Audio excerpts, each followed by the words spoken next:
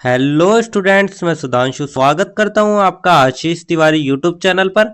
आशा करता हूं कि आप सभी अच्छे होंगे। मैं इस चैनल के माध्यम से आप सभी के लिए लेकर आया हूं एक वीडियो लेक्चर सीरीज जो बेस है आपके ऑल यूजी कोर्सेज के सेमेस्टर फर्स्ट से लेके फोर्थ तक योगा फिलोसफी एंड प्रैक्टिस यानी कि योग दर्शन एवं क्रिया योग नाम की एक इम्पोर्टेंट किताब पर, जो कि आपका वैल्यू एडिशन कोर्स यानी कि वैक का सब्जेक्ट है। तो अगर आप ड्यू सोल रेगुलर या किसी और यूनिवर्सिटी से सब्जेक्ट पढ़ रहे हैं तो ये सीरीज आपके लिए बहुत ही उपयोगी साबित होने वाली है, क्योंकि इस सीरीज में हम हर चैप्टर को सिंपल भाषा में समझेंगे, इंपॉर्टेंट कॉन्सेप्ट्स को ब्रेक डाउन करेंगे और एग्जाम पॉइंट ऑफ व्यू से भी डिस्कस करेंगे। तो अगर आप ड्यू सोल रेगुलर एनसी वेब एंड अदर किसी के भी सब्जेक्ट को समझना चाहते हैं आसानी से, तो चैनल को सब्सक्राइब जरूर कर लीजिएगा, वीडियो को लाइक कर लीजिएगा और अपने दोस्तों के साथ शेयर करना ना भूले। एंड सोल से रिलेटेड डेली अपडेट्स के लिए आप सभी हमारा व्हाट्सएप चैनल फॉलो कर लीजिएगा। तो चलिए शुरू करते हैं हम हमारे yoga philosophy and practice subject के सिलेबस से। तो सबसे पहले आप इसमें सिलेबस देख लीजिएगा स्टूडेंट। तो इसका जो हमारा सिलेबस रहने वाला है, इसमें हमें टोटल 3 यूनिट पढ़नी है। तो 3 यूनिट को हमने हर चैप्टर में, हर यूनिट में 2 चैप्टर है, यानी कि फर्स्ट यूनिट में chapter number 1 and 2, second unit में चैप्टर नंबर 3 एंड 4 और थर्ड यूनिट में चैप्टर नंबर 5 और 6। तो चलिए सबसे पहले हम हमारा जो सिलेबस है उसको समझ लेते हैं, आखिर हमें पढ़ना क्या है। क्योंकि जब तक हम सिलेबस को नहीं समझेंगे तब तक हम अच्छे तरीके से अपनी जो योजना है पढ़ने की वो नहीं बना सकते। तो सबसे पहले जो हम स्टार्ट करेंगे वो हम बात करेंगे हमारे यूनिट नंबर फर्स्ट की। और यूनिट नंबर फर्स्ट में हम बात करेंगे योग, आसन, प्राणायाम तथा ध्यान दर्शन पक्ष को लेकर। यानी कि स्टूडेंट सबसे पहले जो हमारा योग यानी कि जो हमारा योगा है उसके जो बेसिक है उसके बारे में पढ़ेंगे। तो इसमें हमें 2 चैप्टर पढ़ने हैं, chapter number first and chapter number 2। तो चैप्टर नंबर फर्स्ट में तो हम बात करेंगे योग परंपरा का इतिहास, यानी कि जो हमारी योग है वो कब से स्टार्ट हुआ है और धीरे धीरे उसका मॉडर्न विकास किस तरीके से हुआ। उसके बाद हम हमारा चैप्टर नंबर 2 शुरू करेंगे। चैप्टर नंबर 2 में हम पढ़ेंगे योग, आसन, प्राणायाम और ध्यान। यानी कि जो योग के प्रकार है, जैसे कि आसन हो गया, हमारा बहुत सारे आसन होते हैं, वज्रासन हो गया, भुजासन हो गया, इसी तरीके से प्राणायाम हो गए, जैसे कि सूर्य नमस्कार हो गया, या बहुत सारे प्राणायाम होते हैं, और ध्यान हो गए। यानी कि इन सभी के बारे में हम चैप्टर नंबर 2 में पढ़ेंगे। तो चैप्टर नंबर 2 कंप्लीट करने के साथ ही जो हमारी यूनिट नंबर फर्स्ट है वो भी कंप्लीट हो जाएगी। और यूनिट नंबर फर्स्ट कंप्लीट होने के बाद जो हम हमारी नेक्स्ट यूनिट स्टार्ट करेंगे वो हमारी रहने वाली है यूनिट नंबर सेकंड। तो अब हम बात करते हैं हमारे यूनिट नंबर सेकंड के बारे में। तो यूनिट नंबर सेकंड जो हमारे रहने वाली है स्टूडेंट, वो हमारी रहने वाली है पातंजल योग सूत्र तथा चक्र दर्शन पक्ष। यानी कि इसमें जो हमारे एक ऋषि थे पातंजल नाम के, वे उनके बारे में हमें बताना है, उनके परिचय के बारे में बताना है, और साथ ही उन्होंने जो अपने सूत्र दिए, योग सूत्र दिए, उनके बारे में बात करनी है। तो इसमें हमें chapter number 3 and chapter number 4 पढ़ना है। तो चैप्टर नंबर 3 में हम पढ़ेंगे पतंजलि कृत योग सूत्र का सामान्य परिचय। यानी कि जो पतंजलि कृत थे वे आखिर कौन थे, कैसे उन्होंने अपना योग सूत्र दिया, उसके बारे में हमें बताना है। इसी के साथ साथ हम समाधिपाद के प्रथम 2 सूत्र भी पढ़ेंगे। तो यही था हमारा चैप्टर नंबर 3। उसके बाद हम स्टार्ट करेंगे हमारा चैप्टर नंबर 4। तो चैप्टर नंबर 4 में हम पढ़ेंगे चक्र साधना। यानी कि चक्र साधना क्या है, चक्र साधना के प्रकार, चक्र साधना का महत्व और चक्र साधना के लाभ, इन सभी के बारे में हम हमारे चैप्टर नंबर 4 में डिस्कस करेंगे। तो चैप्टर नंबर 4 कंप्लीट करने के साथ ही जो हमारी नेक्स्ट यूनिट स्टार्ट होती है वो होती है हमारी यूनिट नंबर 3। और यूनिट नंबर 3 में हम बात करेंगे आसन और प्राणायाम का ज्ञान क्रिया पक्ष को लेकर। यानी कि जो हमारा आसन है और जो हमारा प्राणायाम है वे किस तरीके से होते हैं, उन सभी के बारे में हम पढ़ेंगे यूनिट नंबर 3 में। तो यूनिट नंबर 3 में भी हमें 2 चैप्टर पढ़ने हैं, chapter number 5 and chapter number 6। Chapter number 5 में तो पढ़ेंगे हम आसन के बारे में, यानी कि आसन क्या है, आसन के लाभ क्या है, आसन के प्रकार क्या है। उसके बाद हम पढ़ेंगे हमारा चैप्टर नंबर 6, और चैप्टर नंबर 6 में पढ़ेंगे हम सूर्य नमस्कार एवं नाड़ी शोधन प्राणायाम के बारे में। यानी कि सूर्य नमस्कार किस तरीके से होती है, उसकी क्रिया विधि क्या है, उसके लाभ क्या है, उसका महत्व क्या है। इसी तरीके से हम नाड़ी शोधन प्राणायाम के बारे में पढ़ेंगे। तो यही थे स्टूडेंट हमारे 6 चैप्टर, जिसके साथ ही हमारी 3rd यूनिट भी कंप्लीट हो जाएगी। और थर्ड यूनिट कंप्लीट होने के साथ ही जो हमारा yoga philosophy and practice subject का जो सिलेबस है वो भी कंप्लीट हो जाता है। तो चलिए अब हम शुरू कर लेते हैं, एक एक यूनिट को देख लेते हैं। तो स्टूडेंट मैं आपका स्वागत करता हूं ऑल यूजी कोर्सेज के सेमेस्टर फर्स्ट से फोर्थ तक के yoga philosophy and practice subject के फर्स्ट यूनिट के चैप्टर नंबर फर्स्ट के इस वीडियो लेक्चर में, जिसमें हम बात करेंगे योग परंपरा के इतिहास को लेकर। तो स्टूडेंट आजकल सब लोग बोलते हैं कि योगा करो हेल्थी रहो, पर क्या आपने कभी सोचा है कि योगा स्टार्ट कब हुआ और कैसे एक सिंपल प्रैक्टिस पूरी दुनिया तक पहुंच गई। तो आज की वीडियो में हम जानेंगे योगा की कंप्लीट हिस्ट्री। तो चलिए स्टूडेंट इस चैप्टर की जो शुरुआत है वो हम सबसे पहले एक छोटी सी प्रस्तावना से कर लेते हैं। तो प्रस्तावना में हम समझते हैं कि सबसे पहले जो हमारा बेसिक है उसके बारे में समझते हैं। तो भारतीय दर्शन की 6 प्रमुख शाखाएं सांख्य, योग, न्याय, वैशेषिक, मीमांसा, वेदांत, यानी कि स्टूडेंट इंडियन फिलोसफी में 6 मेन ब्रांचेस होती है। ये ब्रांचेस है हमारी सांख्य, योग, न्याय, वैशेषिक, मीमांसा और वेदांत। तो इनमें योग दर्शन आत्मा को परमात्मा से मिलाने का मार्ग बताता है, यानी कि इसमें से जो योगा का उद्देश्य है, योगा का जो मेन एम है वो है आत्मा को परमात्मा से जोड़ना। यानी कि स्टूडेंट सोचो आपका फोन है, तो आपका फोन है पर उसमें नेटवर्क नहीं है तो क्या फायदा। यानी कि जो योगा है वो एक तरीका का नेटवर्क कनेक्शन है, जो कि यहाँ पर जो आत्मा है उसको फोन के रूप में और जो भगवान है उसको नेटवर्क टावर के रूप में देखा गया है। तो योग का जो अंतिम लक्ष्य है वो है कैवल्य, मोक्ष, ज्ञान प्राप्ति। तो फाइनल गोल क्या है स्टूडेंट? फाइनल गोल है कैवल्य यानी कि मोक्ष, मतलब कि पूरे फ्रीडम एंड अल्टीमेटेड नॉलेज, उसी को हम मोक्ष या कैवल्य कहते हैं। तो प्राचीन काल से जो हमारी योग साधना है वो आत्मा और परमात्मा के साक्षात्कार का साधन मानी जाती है। तो यही था हमारा एक छोटी सी प्रस्तावना। प्रस्तावना के बाद जो हमारा नेक्स्ट टॉपिक आता है वो हमारा आता है योग परंपरा का इतिहास को लेकर। तो अब चलो एक टाइम मशीन में बैठते हैं और देखते हैं कि योगा का सफर किस तरीके से हुआ है।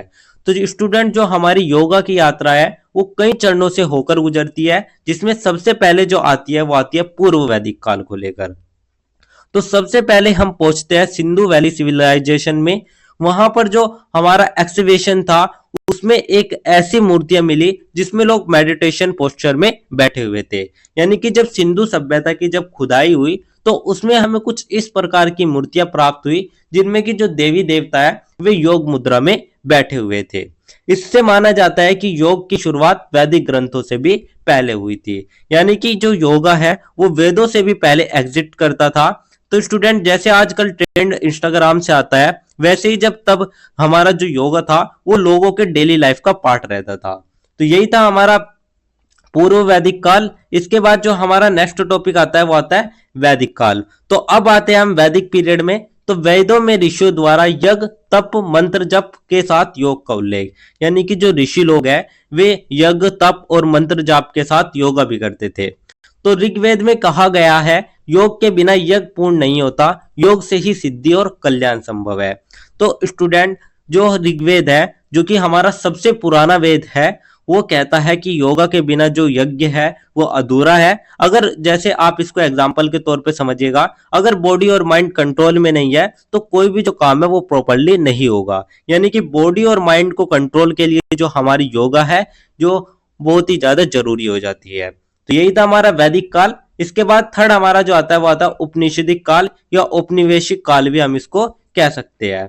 तो अब स्टोरी और ज्यादा इंटरेस्टिंग हो जाती है। उपनिषदों, महाभारत, रामायण, गीता आदि में योग का विस्तृत वर्णन। तो स्टूडेंट जो हमारे उपनिषद है, जो हमारी महाभारत है, जो रामायण है, यानी कि आप कह सकते हैं एक तरीके से जो हमारे उपनिषद काल में जितने भी हमारी पाठ्य पुस्तक थी उनमें योगा का डिटेल एक्सप्लेनेशन हमें देखने को मिलता है। तो इस काल में विभिन्न मार्ग विकसित हुए, ज्ञान योग, भक्ति योग, कर्म योग और राजयोग। तो इस टाइम पे अलग अलग योगा पाथ डेवलप हुए।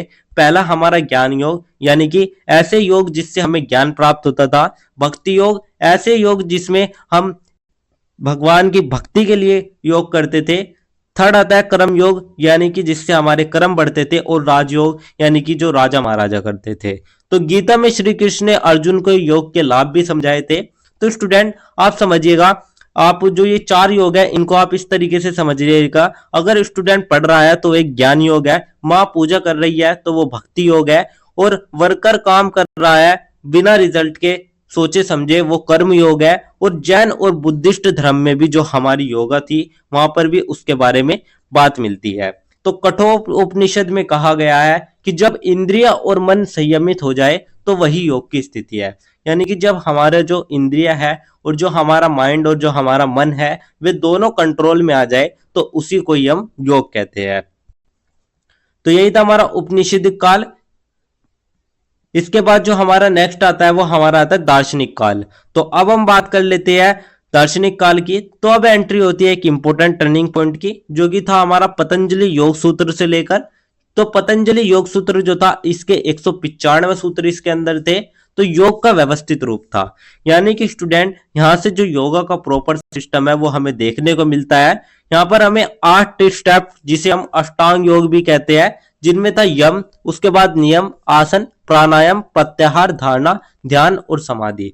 यानी कि स्टूडेंट इनका जो मेन गोल, जो मेन उद्देश्य था वो था चित्तवृत्ति निरोध और मोक्ष को लेकर। यानी कि एक तरीके से माइंड को कंट्रोल करना ही योग का मुख्य लक्ष्य था।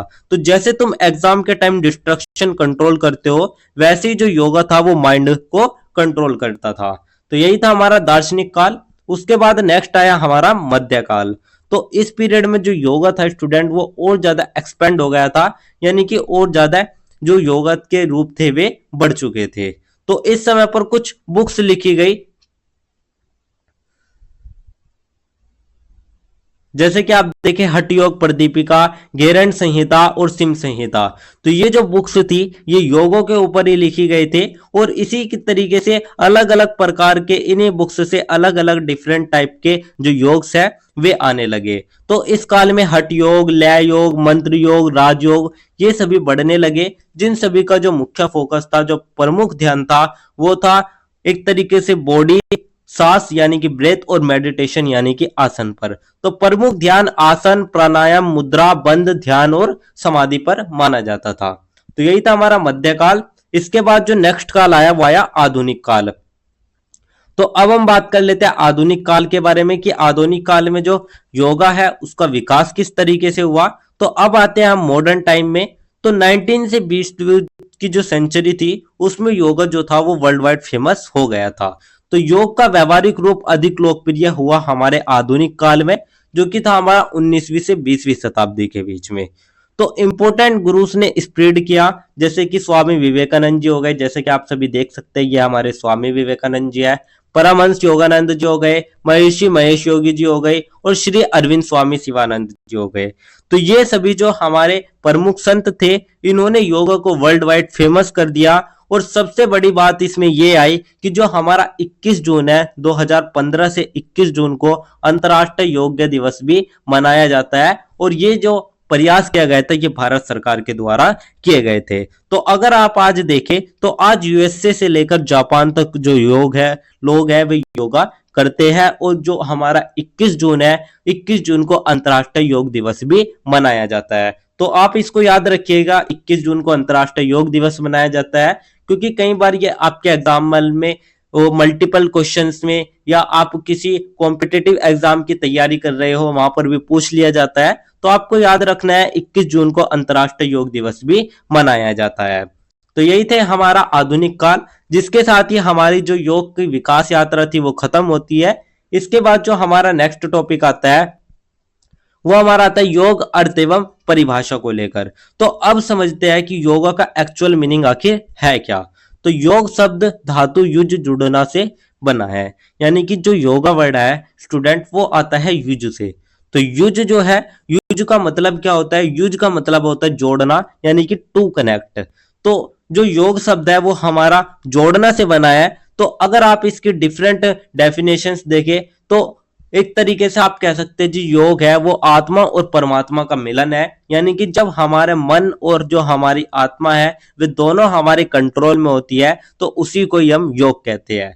तो अलग अलग जहां पर अलग अलग इसकी डेफिनेशंस है, जैसे कि पतंजलि जो हमारे थे उन्होंने किस तरीके से इसकी डेफिनेशन दी। तो उन्होंने दी योग चित्त वृद्धि निरोध है, यानी कि चित्त की वृत्तियों का निरोध ही योग है। तो जितनी भी हमारी वृत्तियां होती है, यानी कि जितने भी हमारे डिस्ट्रक्शन होते हैं उनको रोकना ही योग है, ये हमारे पतंजलि जी कहते हैं। सेकंड अगर हम बात करें गीता की, तो गीता में क्या कहा गया है, तो गीता में कहा गया है योग कर्मसु कौशलम, यानी कि कर्म में कुशलता ही योग है, यानी कि काम में परफेक्शन होना ही हमारा योग है।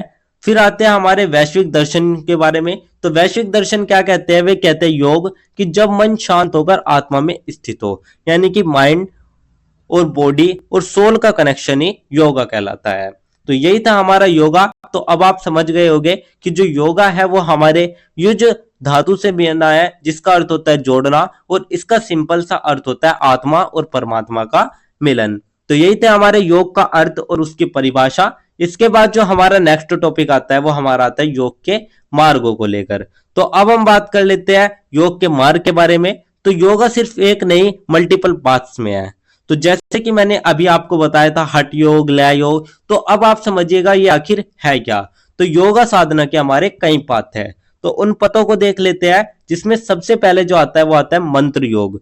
तो मंत्र योग कैसे होता है, जप व ध्यान के माध्यम से, यानी कि मंत्र जाप करना। जैसे कि आपने देखा होगा जो हमारे बड़े बूढ़े होते थे वे रुद्राक्ष की माला लेते थे और उसमें फिर मंत्र जाप करते रहते थे और गिनते रहते थे। तो ये हमारा इस टाइप से मंत्र योग होता है। सेकंड आता है हठ योग, शारीरिक अभ्यास, आसन, प्राणायाम, मुद्रा, यानी कि जो हमारी फिजिकल एक्सरसाइज होती है, जैसे आप कोई भी आसन कर रहे हो, सूर्य नमस्कार कर रहे हो, किसी ध्यान मुद्रा में बैठे हो, तो वो हमारा हठ योग हो जाता है। थर्ड आता है लय योग, मन का परमात्मा में लय होना, यानी कि जब हमारा जो माइंड है वो मर्ज हो जाता है, यानी कि हमारे लिए जो डिस्ट्रैक्शंस है वे दूर हो जाती है, तो उसी को हम लय योग कहते हैं। फोर्थ आता है राजयोग, तो पतंजलि का अष्टांग योग। तो जो हमारे पतंजलि का अष्टांग योग है, जो कि हमारा मेडिटेशन बेस है, उसको हम राजयोग कहते हैं, और इसके बारे में हम आगे के चैप्टर में डिटेल से पढ़ेंगे। फिफ्थ हमारा आता है ज्ञान योग, ज्ञान और विवेक के माध्यम से आत्मा का बोध, यानी कि नॉलेज प्राप्त करना। जैसे कि हमारे बड़े संत महात्मा होते थे, वे बहुत ही नॉलेज और विवेक ज्ञान प्राप्त करते थे, तो उनके माध्यम से उन्हें आत्मा का जो बोध होता था उसी को हम ज्ञान योग कहते हैं। इसके बाद सिक्स्थ आता है कर्म योग, फल की इच्छा बिना कर्म करना, यानी कि सेल्फलेस वर्क करना। आज के टाइम में अगर आप देखें तो इंसान कार्य को करने से पहले फल की इच्छा कर लेता है। तो उस समय पर जो लोग थे वे फल की इच्छा के बिना कार्य करते थे, कर्म करते थे, उसी को ही कर्म योग कहते थे। सेवंथ आता है भक्ति योग, ईश्वर के प्रति प्रेम व समर्पण, यानी कि ईश्वर के प्रति प्रेम व समर्पण दिखाना। जैसे कि आप देखें हमारे कबीरदास हो गई, मीराबाई हो गई, तो ये सभी भक्ति योग में आते हैं। एट्थ आता है कुंडलिनी योग, तो शरीर की सुप्त ऊर्जा कुंडलिनी शक्ति को जागृत करना, यानी कि जो एनर्जी अवेकिंग है उसको बढ़ाना। तो स्टूडेंट आप एक एग्जांपल के माध्यम से समझिएगा, जैसे जिम में अलग अलग मशीन होती है, वैसे ही जो योगा है उसमें भी अलग अलग पार्ट्स होते हैं, या आप इसको योगा के अलग अलग प्रकार भी कह सकते हैं। तो यही थे हमारे योग के मार्ग। इसके बाद जो हमारा नेक्स्ट टॉपिक आता है वो हमारा आता है योग का महत्व को लेकर। तो अब हम जान लेते हैं कि योग का महत्व क्या है, जो कि हमारा सबसे इंपॉर्टेंट पार्ट है कि वाई योगा, यानी कि योगा क्यों होना चाहिए। तो योगा का जो लाभ है स्टूडेंट, वो केवल आध्यात्मिक नहीं बल्कि जीवन के हर क्षेत्र में होता है। तो समझ लेते हैं हर क्षेत्र में किस किस तरीके से होते हैं।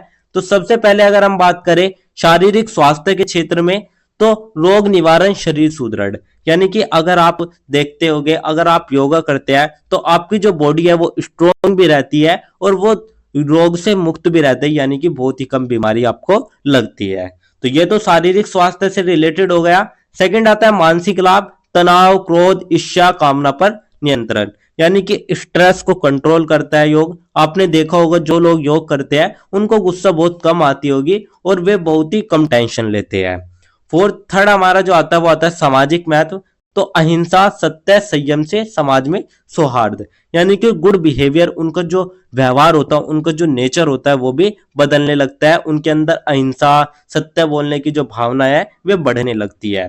फोर्थ आता है कार्य कुशलता, यानी कि कर्म में दक्षता, गीता योगा कर्मसु कौशलम, यानी कि इफिशिएंसी इंक्रीज होती है। कर्म में जो दक्षता होती है, काम करने की जो क्षमता होती है वो भी बढ़ती है।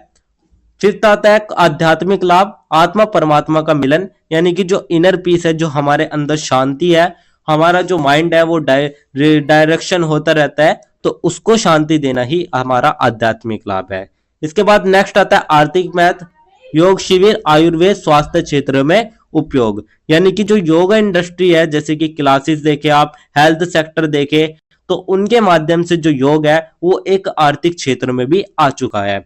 तो एग्जाम स्ट्रेस है आपको, तो आप योगा कर लीजिएगा। आपको गुस्सा ज्यादा आता है तो आप योगा कर लीजिएगा।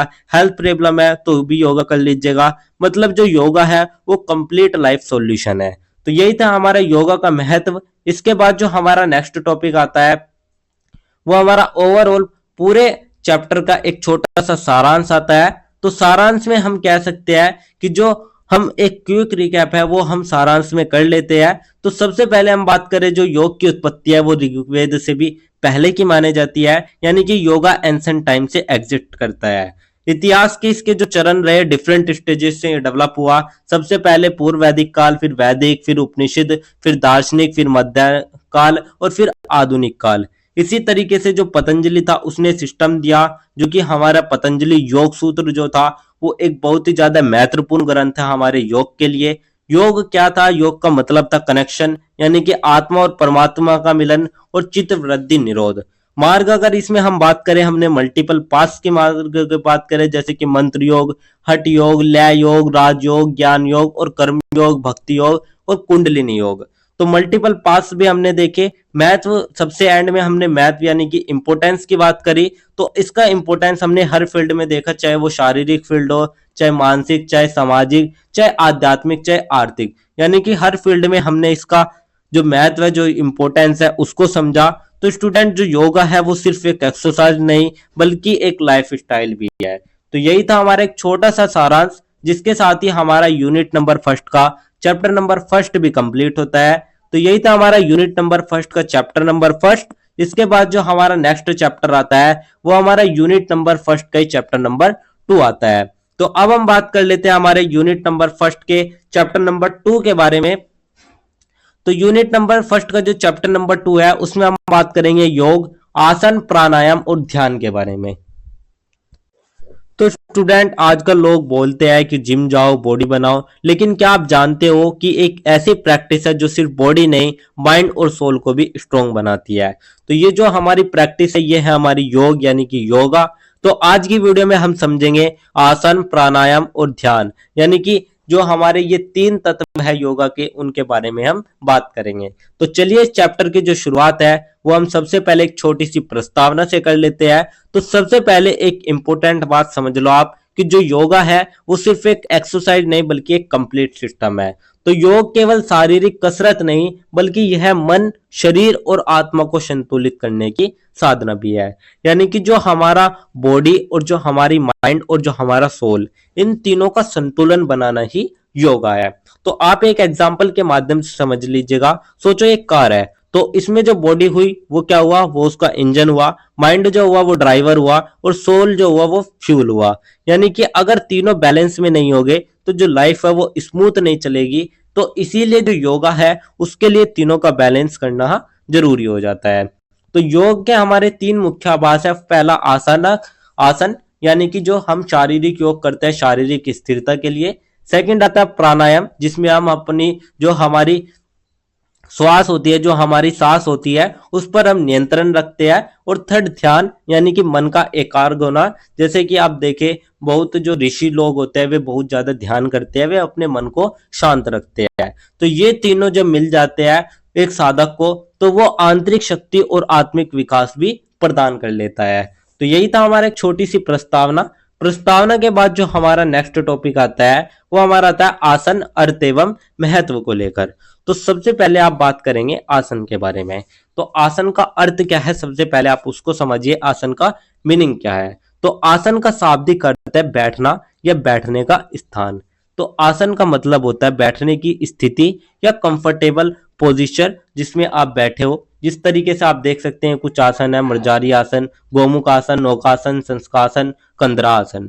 तो यहाँ पर जो पतंजलि के अनुसार अगर हम इसकी आसन की परिभाषा देखें तो वे कहते हैं स्थिर और सुखद स्थिति को आसन कहते हैं। यानी कि जो पोजीशन स्टेबल और कंफर्टेबल हो वही हमारी आसन होती है। तो आप इसको एक एग्जाम्पल के माध्यम से समझिएगा स्टूडेंट। जैसे आप एग्जाम में बैठे हो, अगर अनकंफर्टेबल हो तो फोकस नहीं होगा, और अगर कंफर्टेबल हो तो जो आपकी कंसंट्रेशन होती है वो बहुत ही ज्यादा, यानी कि आपको जो ध्यान होता है वो बहुत ही ज्यादा स्ट्रोंग होता है। तो इसी तरीके से सेम योगा में भी होता है। तो चलिए अब हम इसके कुछ, ये तो हमारा अर्थ हो गया। अब इसके महत्व के बारे में अगर बात करें तो महत्व में अगर हम देखें, जो हमारा आसन है वो केवल एक शारीरिक व्यायाम नहीं है, बल्कि वो हमारे मन और जो हमारा शरीर है उन दोनों को बैलेंस करता है, यानी कि दोनों को स्थिर और मजबूत भी बनाता है। तो इसके अगले जो चरण है उनके लिए प्राणायाम, ध्यान, समाधि, यानी कि जो हमारा आसन है वो हमारा योग का पहला चरण होता है। अगर हम आसन अच्छे से कर लेते हैं तो हम प्राणायाम भी कर सकते हैं, ध्यान भी कर सकते हैं और समाधि भी ले सकते हैं। यानी कि आगे के चरण के लिए शरीर को तैयार करता है हमारा आसन, और आसन करने से जो शरीर है वो लचीला, मजबूत और रोग मुक्त भी रहता है। तो यही सभी थे हमारे इसके महत्व, यानी कि इंपोर्टेंस। तो यही था हमारा आसन। इसके बाद जो हमारा नेक्स्ट टॉपिक आता है वो हमारा आता है आसनों की संख्या एवं प्रकार को लेकर। तो अब हम जान लेते हैं कि आसन आखिर होते कितने हैं और उनके प्रकार कितने हैं। तो ग्रंथों में हजारों आसन का वर्णन मिलता है, परंतु मुख्य रूप से 84 आसन प्रसिद्ध है। तो बुक्स में हजारों आसन मिलते हैं, लेकिन जो फेमस है वे है हमारे 84 आसन। तो हठ योग दीपिका में 15 प्रमुख आसनों का विवरण है। तो जो हमारी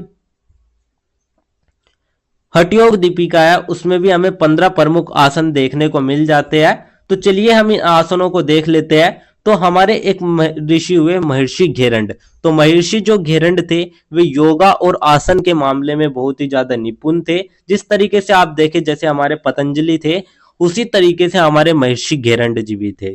तो जो महर्षि घेरंड जी थे उन्होंने आसनों को 3 भागों में बांटा हुआ है। उन्होंने सबसे पहला जो आसन बताया वो बताया शरीर संवर्धनात्मक आसन, यानी कि शरीर स्ट्रोंग बनाने वाले जो आसन होते हैं, जो हमारे शरीर को मजबूत और स्वस्थ बनाते हैं, उन्हें ही हम शरीर संवर्धनात्मक आसन कहते हैं। जैसे कि आप देखिए वृक्षासन हो गए या गड़ासन हो गए।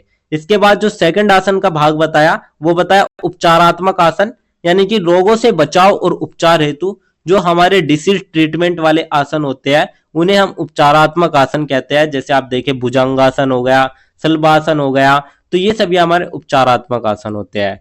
थर्ड जो हमारे आते हैं वे आते हैं ध्यानात्मक आसन, यानी कि जो आसन हमारे मन को स्थिर करके ध्यान के लिए उपयोगी होते हैं, जो कि मेडिटेशंस वाले होते हैं, उन्हें ही हम ध्यानात्मक आसन कहते हैं। जैसे कि आप देखें पद्मासन हो गया या सिद्धासन हो गया।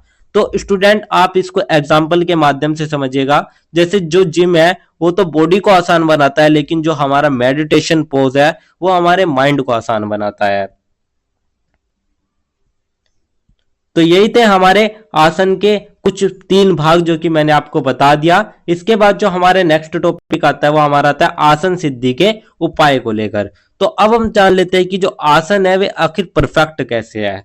तो सबसे पहला जो आता है, यानी कि हम आसन को प्राप्त किस तरीके से कर सकते हैं, उसका लाभ किस तरीके से ले कर सकते हैं। तो सबसे पहला जो आता है वो आता है नियमित अभ्यास, यानी कि अगर आप कोई आसन कर रहे हैं तो आपको उसमें रेगुलरिटी लानी पड़ेगी, आपको वो डेली आसन करना पड़ेगा। अगर आप एक दिन करते हैं, दूसरे दिन नहीं करते, तीसरे दिन करते हैं, तो उसका जो लाभ है, जो आसन की सिद्धि है, वो आपको नहीं हो पाएगी। यानी कि डेली प्रैक्टिस जरूरी है। सेकंड आता है बिना जल्दबाजी और आराम से करना, यानी कि कोई भी जल्दी ना करे, कोई भी धीमे ना करे, यानी कि एक जो पोजीशन होती है, जो टाइम पीरियड होता है, उसी टाइम पीरियड के अनुसार उसे करना चाहिए। थर्ड आता है सही समय, सुबह शाम और खाली पेट अभ्यास, यानी कि जो हमारा खाली पेट होता है, यानी कि खा पी के हमें आसन नहीं करना चाहिए, और सुबह और शाम में ही हमें आसन करना चाहिए। ये नहीं कि जब टाइम मिला तब आसन करने बैठ गए। तो इम्पटी स्टोमच होना चाहिए, क्लीन और पीसफुल जाना होनी चाहिए, यानी कि साफ और शांत वातावरण हो चाहिए, खुली हवा होनी चाहिए जहां पर आप जो श्वास है वे अच्छे से ले सके, और धीरे धीरे समय और कठिनाई बढ़ाना, यानी कि धीरे धीरे जो इम्प्रूवमेंट है, धीरे धीरे जो समय है अपने आसन करने का उसको बढ़ाइएगा, थोड़ी कठिनाइयां भी बढ़ाइएगा। तो स्टूडेंट जैसे कि जिम में एक दिन में बॉडी नहीं बनती, वैसे ही जो योगा है उसमें भी पेशेंट चाहिए होता है, उसमें भी डेली प्रैक्टिस चाहिए होती है। तो यही थे हमारे आसन सिद्धि के उपाय। इसके बाद जो हमारा नेक्स्ट टॉपिक आता है वो हमारा आता है आसन का महत्व। तो अब हम जान लेते हैं कि आसन के आखिर फायदे क्या है। तो इसके आसन के फायदे जैसे कि मैंने आपको ऊपर भी बताए थे कि ये हमारे शरीर को मजबूत और लचीला बनाता है, यानी कि शारीरिक मजबूती और लचीलापन बढ़ता है। तो जो बॉडी है वो फ्लेक्सिबल भी बनती है और स्ट्रांग भी बनती है। सेकंड बात करें पाचन, रक्त संचार और श्वसन तंत्र में सुधार, यानी कि डाइजेशन और ब्लड फ्लो जो है वो भी इंप्रूव होता है। साथ साथ मानसिक एकाग्रता और धैर्य का विकास, यानी कि माइंड जो है, जो हमारा मन है वो शांत रहता है और फोकस रहता है। इसी के साथ साथ जो हमारे आगे के चरण है जैसे कि प्राणायाम, ध्यान और समाधि, इन सभी के लिए जो हमारा आसन है वो हमें प्रिपेयर करता है। यानी कि आसन जो है वो एक तरीके से योगा का फाउंडेशन है, फाउंडेशन ऑफ योगा। तो यही था हमारा आसन का महत्व, जिसके साथ हमारा आसन समाप्त होता है। इसके बाद जो हमारा सेकंड आता है वो आता है हमारा प्राणायाम। तो प्राणायाम क्या है उसको हम समझ लेते हैं। प्राणायाम का सबसे पहले आप अर्थ समझिएगा। तो अर्थ इसका सबसे पहले आप समझिएगा, प्राण का अर्थ होता है जीवन शक्ति और आयाम का अर्थ होता है विस्तार। यानी कि प्राणायाम का अर्थ है लाइफ एनर्जी कंट्रोल, यानी कि सांस को कंट्रोल करना ही हमारा प्राणायाम होता है। तो श्वास पर श्वास को नियंत्रित करने और जीवन ऊर्जा को संतुलित करने की विधि को प्राणायाम कहते हैं। तो स्टूडेंट आप समझिएगा, जैसे आप जब गुस्सा होते हो तो आपकी जो सांस है वो फास्ट हो जाती है, लेकिन जब आप रिलैक्स होते हो तो आपकी जो सांस है वो स्लो हो जाती है। मतलब कि ब्रेथ डायरेक्टली माइंड को कंट्रोल करती है। जैसा आपका माइंड रहेगा उसी हिसाब से आपकी श्वास चलेगी। तो जो हम श्वास लेते हैं या छोड़ते हैं उसको कंट्रोल करना है और जीवन ऊर्जा को बैलेंस करना ही हमारा प्राणायाम कहलाता है। तो यही था हमारा प्राणायाम का अर्थ। तो अब हम बात कर लेते हैं प्राणायाम के प्रकार के बारे में। तो स्टूडेंट जो प्राणायाम है ये हमारे कई प्रकार के बताए गए हैं हमारे कुछ प्राचीन ग्रंथों या कुछ उपनिषदों में। तो उनमें से जो सबसे 5 आते हैं वे मुख्यतः आते हैं, जिसमें सबसे पहला आता है अनुलोम विलोम। ये हमारी नाड़ी शुद्धि के लिए होता है। अनुलोम विलोम कैसा होता है? अनुलोम विलोम आपने आपने स्कूलों में किया भी होगा, स्कूलों में बहुत ज्यादा कराते हैं अनुलोम विलोम। यानी कि आप एक नाक से सांस लेते हो और दूसरे से छोड़ते हो, उसको ही हम अनुलोम विलोम प्राणायाम कहते हैं। सेकंड आता है कपालभाति, जिसमें मस्तिष्क शुद्धि के लिए किया जाता है। थर्ड आता है भ्रामरी, जो कि मन को शांत करने के लिए होता है। और फोर्थ आता है भस्त्रिका, जो कि ऊर्जा देने वाला होता है। फिफ्थ आता है उज्जाई, जो कि मन को स्थिर करने के लिए होता है। तो यही हमारे कुछ प्राणायाम के प्रकार थे जो कि मैंने आपको बता दिया। इसके बाद हम प्राणायाम का कुछ महत्व भी समझ लेते हैं, यानी इनका इंपोर्टेंस क्या है। तो बेनिफिट्स इनके यही है कि जो हमारी बॉडी है वो एनर्जेटिक रहती है, यानी कि शरीर को ऊर्जा मिलती है। साथ साथ माइंड क्लेम रहता है, यानी कि जो मन है वो शांत रहता है और फोकस रहता है, स्थिर रहता है। इम्यूनिटी, प्रतिरोधक क्षमता बढ़ती है, यानी कि जो हमारी इम्यूनिटी है वो स्ट्रोंग होती है, जिससे कि जो रोग है वे हमें बहुत ही कम होते हैं। इसी के साथ साथ मानसिक रोग, चिंता और तनाव भी कम होते हैं। तो जो हमारे स्ट्रेस होता है वो भी बहुत ज्यादा कम हो जाता है हमारे प्राणायाम के माध्यम से। तो यही था हमारा प्राणायाम का महत्व। इसके बाद जो हमारा नेक्स्ट टॉपिक आता है वो हमारा आता है प्राणायाम का प्रभाव को लेकर। तो स्टूडेंट 3 लेवल पे हम इफेक्ट करते हैं प्राणायाम को। सबसे पहला शारीरिक, सेकंड मानसिक और थर्ड आध्यात्मिक। तो शारीरिक किस तरीके से करता है? शारीरिक जो करता है वो लंग्स को स्ट्रोंग करता है और हमारी जो ब्लड है उसको साफ करता है। तो फेफड़े मजबूत होते हैं, रक्त शुद्धि होता है। ये हमारा शारीरिक प्रभाव हो गए। सेकंड अगर हम बात करें मेंटल की, तो मन केंद्रित, चिड़चिड़ापन कम, यानी कि जो हमारा मन है वो शांत रखता है प्राणायाम। यह हमारा मानसिक प्रभाव हो गया। थर्ड आता है आध्यात्मिक, यानी कि आत्म चेतना और ध्यान की क्षमता विकसित होती है। यह हमारा आध्यात्मिक प्रभाव हो गया। तो एग्जाम के टेंशन है तो आप प्राणायाम कर लीजिएगा, एंजाइटी है तो भी आप प्राणायाम कर लीजिएगा। यानी कि जो प्राणायाम है वो आपके शारीरिक, मानसिक और आध्यात्मिक तीनों रूप से ही प्रभाव डालता है। तो यही था हमारा प्राणायाम का प्रभाव। इसके बाद जो हमारा नेक्स्ट टॉपिक आता है वो हमारा आता है ध्यान के लाभ को लेकर। तो अब समझते हैं, आप सबसे पहले ध्यान को समझिएगा, तभी आप इसका लाभ समझ पाएंगे। तो सबसे पहले आप ध्यान समझिएगा, आखिर मेडिटेशन, आखिर ध्यान है वो होता क्या है। तो अब आते हैं हम सबसे पावरफुल पार्ट पे, जो कि हमारा ध्यान। तो ध्यान जो है वो होता है माइंड को एक जगह फोकस करना। यानी कि जब हमारा माइंड, जो हमारा दिमाग है वो एकाग्र हो जाता है, उसी को ही हम ध्यान या मेडिटेशन कहते हैं। तो आप इसको एक एग्जाम्पल के माध्यम से समझिएगा। सोचो अगर आप फोन यूज कर रहे हो, नोटिफिकेशन आ रही है तो माइंड डिस्ट्रैक्ट हो रहा है, और ध्यान क्या करता है उसमें वो नोटिफिकेशन को ऑफ कर देता है। यानी कि जैसे कि फोन में फोकस मोड आपने देखा होगा, इसी तरीके से जो ध्यान है वो आपके माइंड के लिए फोकस मोड होता है। तो अगर आप इसके बेनिफिट्स के बारे में बात करें तो सबसे पहला होता है कि मन को एकाग्र और स्थिर करता है, यानी कि जो हमारी कॉन्ट्रस्ट्रक्शन पावर होती है उसको मजबूत करता है। इसी के साथ साथ तनाव, चिंता और क्रोध को भी कम करता है, यानी कि जो हमारे स्ट्रेस और एंगर कंट्रोल है उसको ये करता है। आंतरिक शांति और आत्मिक आनंद देता है, यानी कि जो इनर पीस होती है, जिससे कि हमारा जब मन शांत रहता है तो हमें आंतरिक शांति की प्राप्ति होती है, वो हमें ध्यान नहीं देता है। फोर्थ आता है स्मरण शक्ति और निर्णय लेने की क्षमता बढ़ती है। स्मरण शक्ति क्या होती है? स्मरण शक्ति मीन्स जो होती है आपकी याद रखने की क्षमता। मान लीजिएगा आप कोई भी स्टूडेंट कहता है कि मैं आज पढ़ता हूं तो कल भूल जाता हूं, आज याद करता हूं तो कल भूल जाता हूं, तो आपको ध्यान करने चाहिए। इससे जो आपकी स्मरण शक्ति है वो बढ़ेगी, जिससे कि आप आज याद करें और आपको वो आगे तक भी याद रहे। इसी के साथ साथ साधक समाधि और आत्मज्ञान की ओर अग्रसर करता है, यानी कि ये हमारा थर्ड स्टेप आता है, जिसके बाद हम समाधि भी ले सकते हैं और आत्मज्ञान भी प्राप्त कर सकते हैं। तो ध्यान जो हो गया वो एक तरीके से हमारे दिमाग का जिम हो गया। तो यही थे हमारे ध्यान के लाभ। इसके बाद जो हमारा नेक्स्ट टॉपिक आता है वो हमारा ओवरऑल पूरे चैप्टर का एक छोटा सा सारांश आता है, यानी कि एक छोटा सा कंक्लूजन आता है। तो चलिए कंक्लूजन में हम एक क्विक रिवीजन करते हैं। तो सबसे पहले आप समझिए आसन क्या था। तो शरीर को स्वस्थ और ध्यान योग्य बनाते हैं, यानी कि जो आसन है वो बॉडी को स्ट्रॉन्ग और स्टेबल करता है। प्राणायाम हमारे ब्रीथ को, यानी कि जो हमारा श्वास है उसको कंट्रोल करता है और हमारे शरीर को संतुलित रखता है। इसी के साथ साथ जो ध्यान है वो मानसिक एकाग्रता और आत्मज्ञान का मार्ग खोलता है। तो तीनों चीजें जो मिलकर बनाते हैं उसी को हम कहते हैं योगा, यानी कि ये तीनों मिलकर साधक को शारीरिक, मानसिक और आध्यात्मिक रूप से उन्नत करती है। तो कंप्लीट योगा सिस्टम हमारा इन तीनों चीजों से ही कंप्लीट होता है।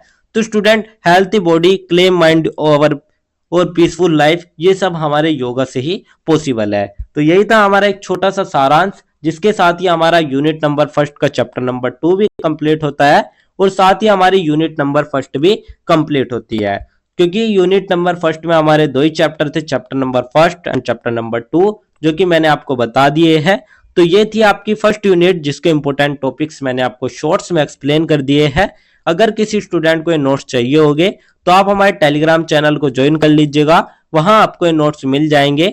एंड अगर किसी भी स्टूडेंट का कोई डाउट या कोई भी क्वेरी होती है तो आप हमारे कमेंट सेक्शन में या इंस्टा पेज को फॉलो करके भी पूछ सकते हैं। डेली अपडेट्स के लिए आप सभी हमारा व्हाट्सएप चैनल ज्वाइन कर लीजिएगा। और अगर आपको लेक्चर उपयोगी लगा तो वीडियो को लाइक करें, चैनल को सब्सक्राइब करें और अगले अध्याय के लिए तैयार रहिएगा, जहां हम बात करेंगे हमारी नेक्स्ट यूनिट नंबर 2 के बारे में।